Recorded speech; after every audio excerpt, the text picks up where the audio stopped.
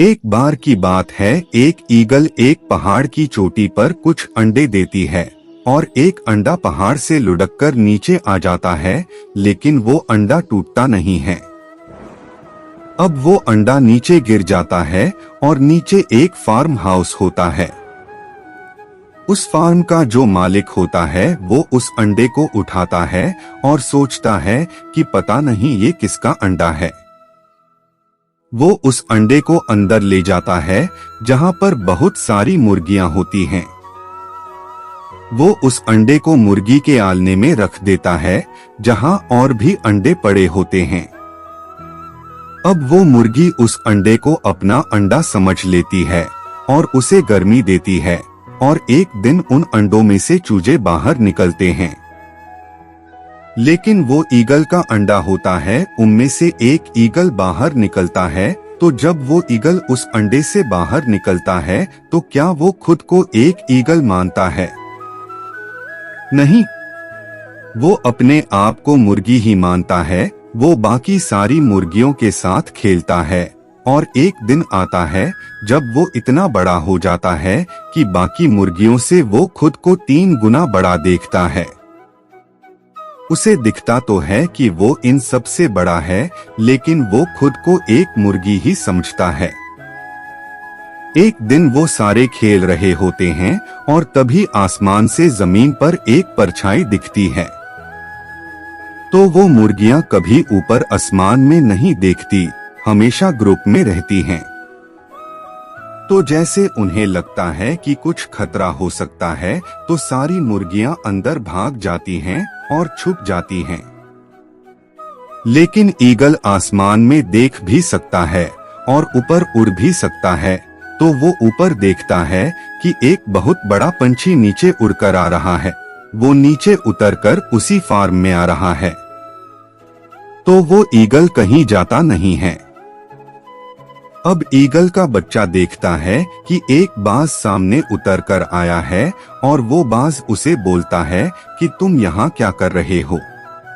तुम भी एक बाज हो, तुम इन मुर्गियों के बीच क्या कर रहे हो?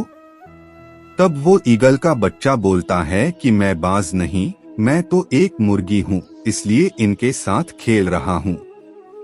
तब वो बाज बोलता है कि नहीं, तुम अपने आप को देखो, अपने बड़े आकार को देखो, तुम मुर्गियों से कितने बड़े हो। तुम्हारे पंखों में वो जान है कि तुम आसमान में उड़ सकते हो, बादलों के ऊपर उड़ सकते हो, तुम पहाड़ की चोटी पर जा सकते हो। तो उस ईगल के बच्चे को लगता है कि ये बाज मुझे बहला रहा है, ये मुझे अपने साथ ले जाएगा और खा जाएगा, और वो वहां से भागकर अंदर चला जाता है।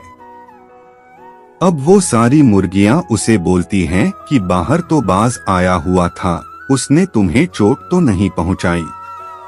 वो बोलता है कि नहीं, वो बाज मुझे बहला रहा था, फुसला रहा था और बोल रहा था कि मैं भी एक बाज हूँ, आसमान में उड़ सकता हूँ, कहीं भी जा सकता हूँ। वो मुझे अपने साथ ले जाता और खा जाता।